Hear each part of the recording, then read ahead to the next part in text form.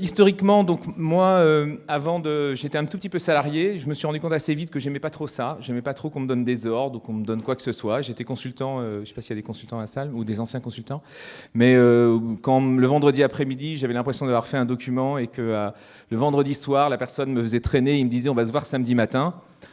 Ça m'avait pas beaucoup plu, donc j'ai assez vite, je lui ai dit je viendrai pas samedi matin, et je savais que mes jours en tant que consultant étaient assez comptés. Donc je suis parti, j'ai été consultant pendant un an, j'étais plutôt un mauvais consultant, en toute honnêteté. Voilà, et j'ai un peu travaillé dans l'industrie pharmaceutique, un peu dans l'édition, et en fait, je crois que la première société que j'ai montée, c'était en 98. Avec beaucoup d'argent, c'était en 99, avec beaucoup d'argent, c'était avant la bulle Internet, et on avait réussi à convaincre grâce à 4, alors ça s'appelait les transparents, je suis désolé pour les jeunes, mais avec 4 slides, voilà, on a réussi à convaincre un fonds d'investissement d'investir beaucoup d'argent dans notre société. Ça a plutôt bien marché. On est parti par un désaccord que je pourrais vous décrire en privé, mais ça prendrait beaucoup de temps, sinon je ne m'arrêterai pas. Et après, j'ai monté une autre entreprise, sans fonds ce coup-ci, parce que j'avais l'impression que je passais trop de temps. Je passais quasiment 3 jours par mois ou 4 jours par mois à préparer des rapports de tout ce qu'on avait fait. Il n'y a pas de fonds, j'espère, dans la salle.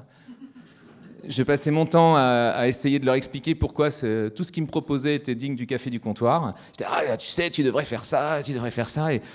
Et à chaque fois, on leur expliquait gentiment, on leur apportait des chiffres, mais on passait beaucoup plus de temps à leur expliquer pourquoi il ne fallait pas faire tout ce qu'ils nous proposaient de faire, mais plutôt d'essayer de suivre ce que nous, on essayait de faire. Voilà. Donc j'ai monté une société tout seul, donc sans associés. Je parlerai un petit peu des associés juste après, qui a plutôt très bien marché, mais qui a eu un accident industriel. J'ai perdu un de mes très gros clients à cette époque-là, qui faisait 30% de chiffre d'affaires, qui était...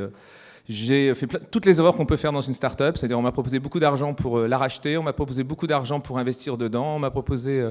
et j'ai fait le malin, tout en état clair, ce qui fait qu'à la fin, elle valait plus rien.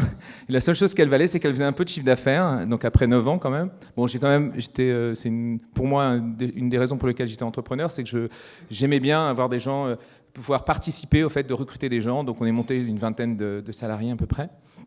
Voilà, mais à la fin, elle ne valait plus rien. Et en tout cas, là, c'est la seule chose que j'ai fait de bien sur cette boîte. C'est que plutôt que d'essayer de la revendre en croyant encore qu'elle valait quelque chose, j'ai accepté de la revendre pour rien, voilà, et de prendre un pourcentage du chiffre d'affaires. Tout le monde m'a dit, mais c'est la pire connerie que tu peux faire, il va faire si ça descend, tu n'auras plus rien, etc. Mais en fait, je pense que c'est la meilleure chose que j'ai fait, parce que ça m'a permis pendant 2-3 ans de vivre plutôt tranquillement, parce que je faisais plutôt pas mal de chiffre d'affaires à cette époque-là. C'est vrai qu'ils ont complètement fait ça. Mais bon, plus ça avançait, plus il fallait que je fasse autre chose, et c'est ce que j'ai fait.